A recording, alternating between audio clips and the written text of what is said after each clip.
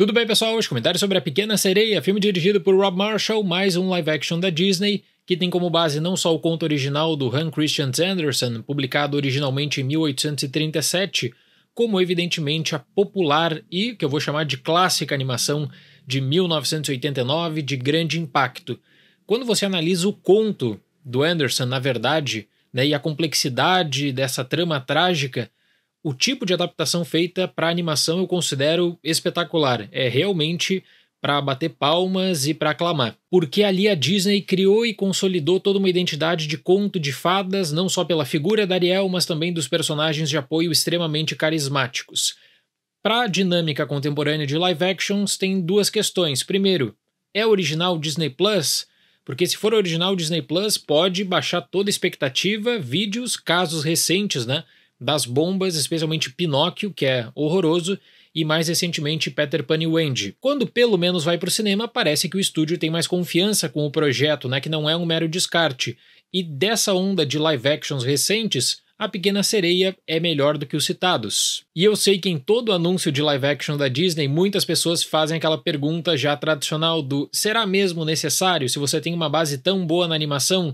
Precisa mesmo do live action? E quanto a essa questão contemporânea do fazer, do produzir novos filmes, não basta uma boa ideia. Se você consegue trazer essa boa ideia pegando já um material consagrado, a forma como você vende o produto pode ser até mais fácil. Pessoal, apesar de gostar muito de A Pequena Sereia quanto à estrutura narrativa, o uso das canções, eu não tenho o que vou chamar assim daquela memória nostálgica da animação, da importância que eu sei que muitas pessoas estão direcionando também pelas memórias, quem sabe, da infância. Mesmo assim, eu acredito que essa versão de 2023, ela se sustenta pelo que é bom no original, especialmente pelos segmentos quase que completos que eles aproveitam em canções, como eu disse, consagradas. Existe também uma considerável expansão da história do ponto de vista teórico que leva a rodagem para 2 horas e 15 minutos, o que eu tenho que falar que considero também extremamente exagerado, porque se você tem uma expansão de 1 hora, você pensa, peraí,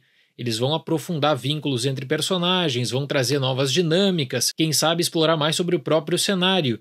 E eu não vi muito disso acontecendo aqui, na verdade. Eu fiquei até surpreso pela remoção de algumas passagens que eu considero clássicas de A Pequena Sereia, mas enfim, a ideia é de justamente fazer uma nova versão e contar uma nova história a partir não necessariamente daquele referencial do conto, que seria difícil pra caramba, mas dessa versão consagrada pela Disney. Então eu senti uma tentativa desesperada de copiar o que deu certo, e assim, existem bons segmentos de músicas e no mais adições bem fracas.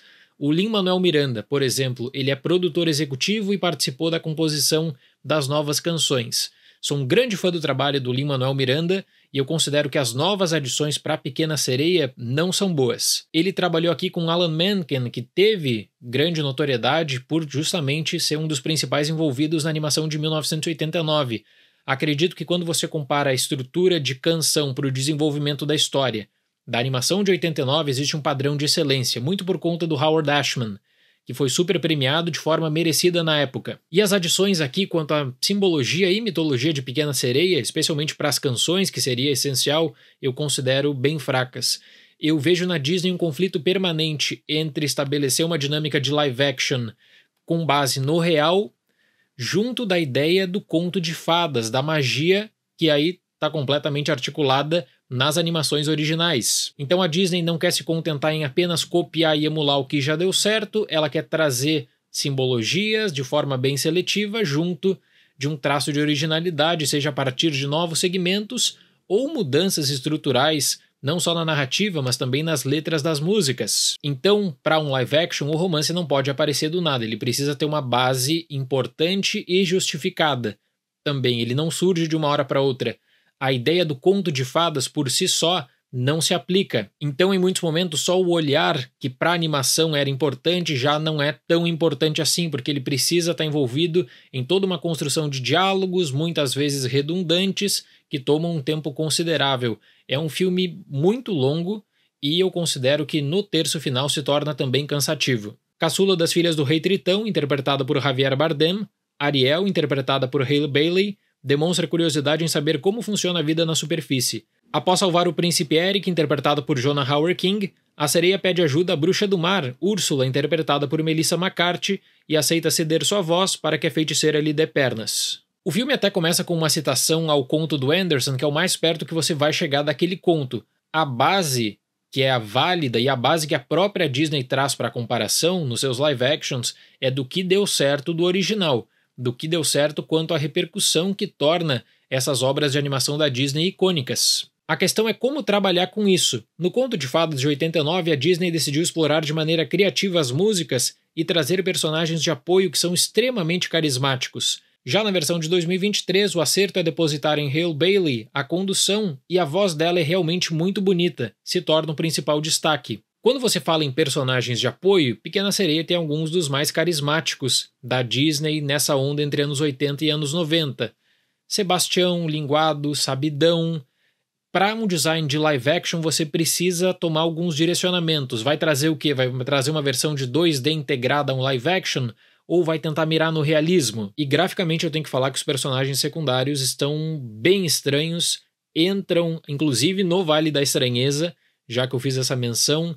O coitado do Linguado parece que é um peixe morto, parece que está sem vida, não tem expressividade e com isso você retira todo o resquício de carisma. Qual seria a opção para tentar trazer alguma coisa diferente? Olha, usar as músicas, porque as músicas elas se tornam intermediários, né? Elas vão conectar pontos da história, elas vão fazer alguns ajustes também de rumo. Nesse caso é complexo porque você direciona todo o peso simbólico para o profissional que está dando a voz a um personagem.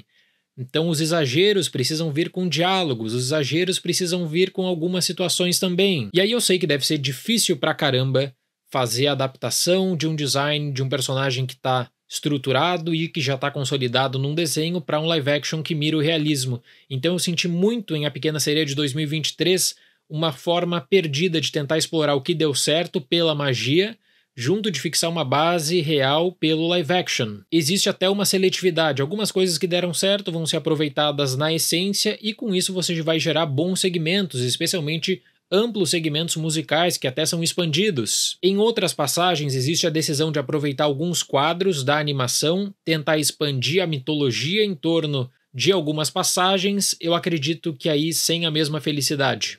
Esse conflito entre mágico e real gera um grande problema, que é o que fazer com o fundo do mar.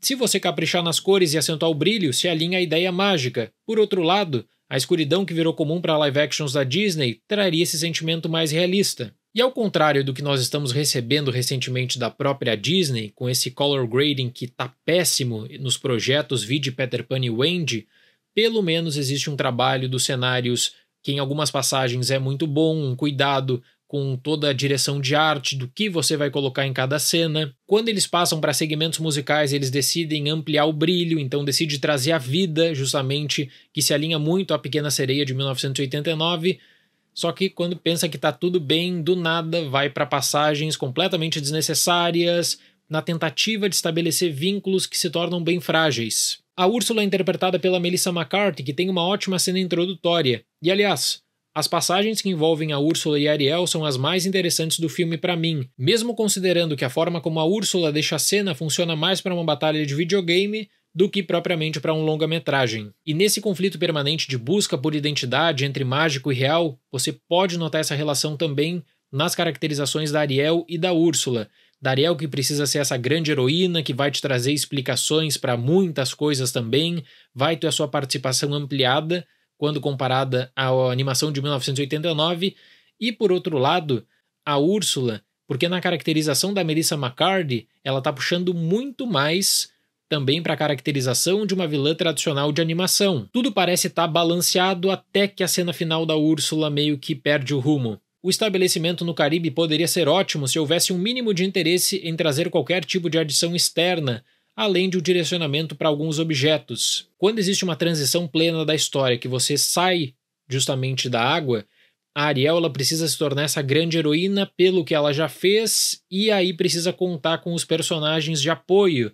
Então a mediação das músicas eu realmente não considero bem feita. Parece que tem alguns momentos que você tem pontos de interesse para romance, para desenvolvimento, e outras passagens que se tornam, como eu disse, extremamente longas. Toda batalha de poder que poderia ser aproveitada, por exemplo, entre Úrsula e Tritão, de estabelecimento de uma ordem, ela é praticamente descartada no texto.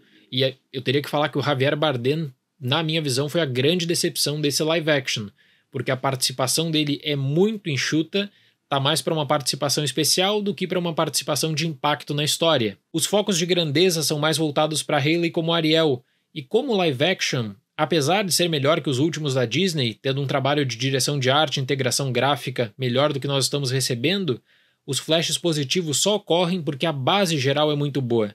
Onde a Disney tentou adicionar algo relevante, na minha opinião, falhou.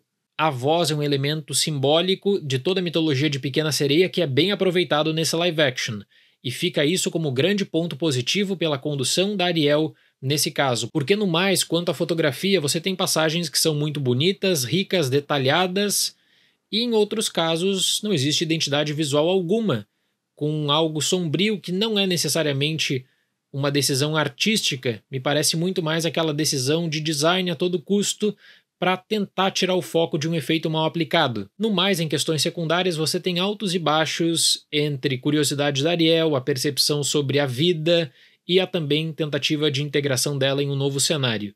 Para a Pequena Sereia de 2023, nota 5. É aquele filme que eu acredito que vai ter uma rodagem muito mais pautada na nostalgia, quem sabe, de ver mais uma vez a Pequena Sereia e da curiosidade para ver o que a Disney fez nesse live action. Se você me perguntar se sustenta pelas novidades, eu vou dizer que não. Vou direcionar, como eu falei, para as canções. A comparação das canções originais com as canções recentes mostra um desequilíbrio que eu considero extremamente notório. Certo, pessoal? Muito obrigado pela atenção, até mais e tchau!